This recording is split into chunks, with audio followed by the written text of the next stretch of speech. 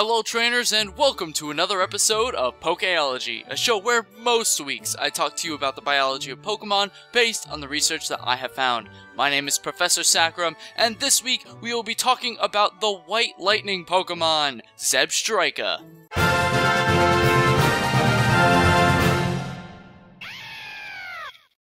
As per usual, we will be asking the following questions when we look into each Pokemon. What does it look like? What does it eat? Where can I find it? What does the Pokédex say? How does it survive? And how do I train it? Hi-ho, Silva! Away! To the description!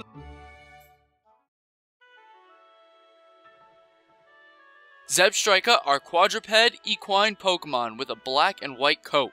The primary color of Zebstrika's coat is black, and they have white lightning bolt stripes throughout the body. These Pokemon also have a long snout with a black nose. On the top part of the snout is another white stripe. There's just white stripes everywhere! But let's look at Zebstrika's eyes. One thing that stands out is that this Pokemon's sclera are yellow. The reason why this is strange is because the other relatives in the equine family have either white or black sclera, being Ponyta, Rapidash, and Keldeo. If you don't know what the sclera is, it is the white part of the eyeball on humans. Now, the only thing that I can come up with for Zebstrika's sclera to be yellow is that this Pokemon has so much electrical charge that the cells in the sclera have mutated to become the yellow color. Since we're around the eye, let's take note that Zebstrika also have what looks to be an eyelash pattern by their eyes. The coat here is also white. Moving from the eye, we'll take a look at Zebstrika's mane. The hairs that make up Zebstrika's mane are incredibly stiff and are strong conductors of electricity.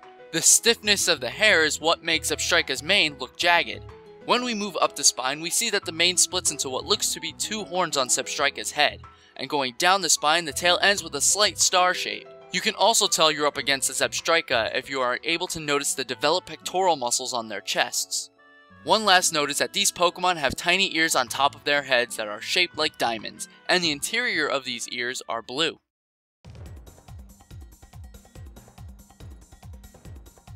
A wild Zebstrika will graze on the grass in the plains that they live in.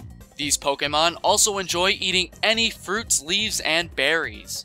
Oftentimes, Zebstrika will run about during a thunderstorm, hoping to get hit with a lightning strike to give them energy. So if you own one, consider feeding Zebstrika hard fruits like apples to give them nutrition, and keep their teeth from growing too large, which will cause them pain. And whenever there's a lightning storm, don't be afraid to let them wander about so that they can absorb the lightning. This is considered a nice treat, and will keep them in good spirits.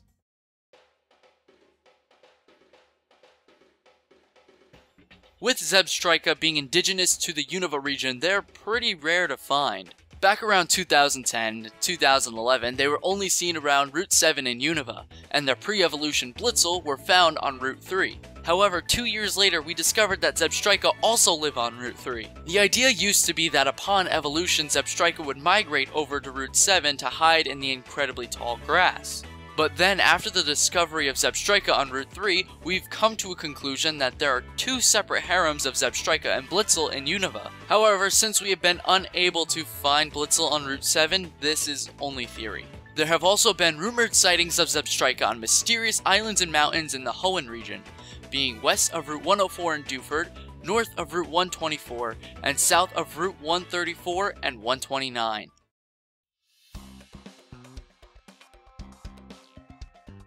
According to the Pokédex, the average Zebstrika is about 5'3" and weighs about 175.3 pounds. Researchers in Unova have collaborated with both the researchers in Hoenn and Kalos to find out a bit more on Zebstrika. They have lightning-like movement. When Zebstrika run at full speed, the sound of thunder reverberates. This ill-tempered Pokemon is dangerous because when it's angry, it shoots lightning from its mane in all directions. That last entry has since been edited to this statement. When this ill-tempered Pokemon runs wild, it shoots lightning from its mane in all directions. This was mainly to change the negative view that was thrown towards Zebstrika. People assumed that this Pokemon was constantly angry, thus being constantly dangerous, when in reality, this Pokemon is fairly tame.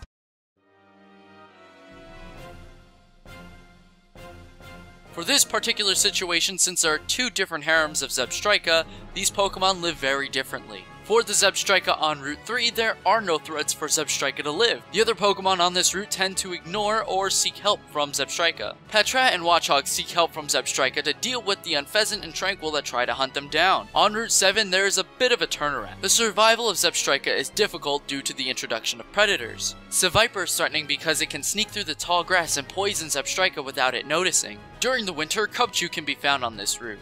And where there are Cubchoo, there's more than likely going to be a Beartic, and Beartic can deal with Zebstrika pretty easily. Luckily, thanks to the relation to Ponyta, Zebstrika as well as Blitzel are able to learn fire-type moves such as Flame Charge and Overheat to help fend off against wild, raging, hungry Beartic.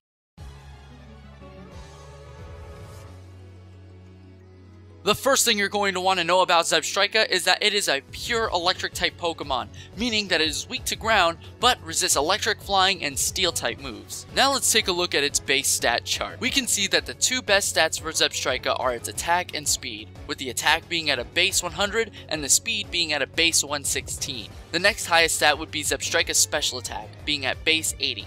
The HP lies at a base 75, and both physical and special defenses are at the same at base 63. Knowing this, we can tell that this Pokemon is incredibly fast with a good sense of physical strength.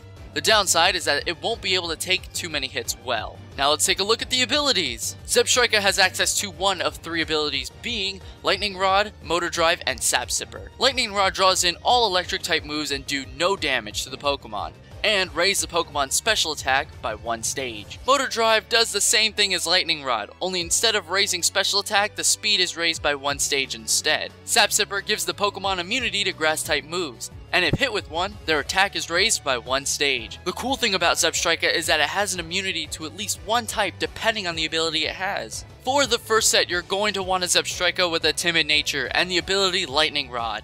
Give it a Life Orb to hold and spread the EVs, 252 special attack, 4 special defense, and 252 speed.